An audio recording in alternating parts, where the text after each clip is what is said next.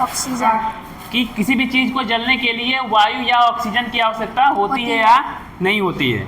तो बताओ, कोई भी चीज़ जलती है तो उसके लिए ऑक्सीजन या हवा की आवश्यकता होती है? होती है सर। हाँ, तो अब वही हम प्रैक्टिकल आज करेंगे और करके देखेंगे।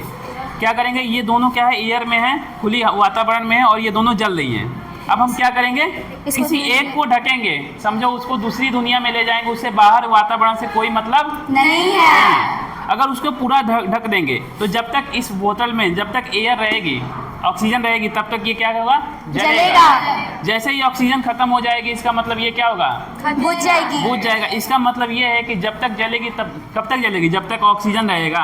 ऑक्सीजन नहीं रहेगा उसके बाद क्या होगा, बुझ जाएगी। तो देखो, पहला मैं एक्सपेरिमेंट करके बता रहा हूँ, उसके बाद तुम लोग खुद करके देखना, ठीक है? यस अब सर। ध्यान से देखो,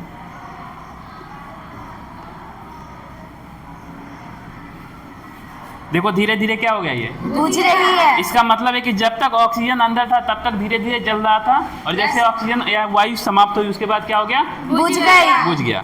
अब चलो, अब किसको एक बना, तुम करके बताओ इसको। अब इस पे सेम एक्सपेरिमेंट तुमको करना है, करो। बोल के। इसको बुझाओ, जैसे बोल मैंने के। हाँ? बोल के। नहीं, हाँ बोल के क्या बोलो, जैसे तुम कुछ बोलो। अब रखो इसको,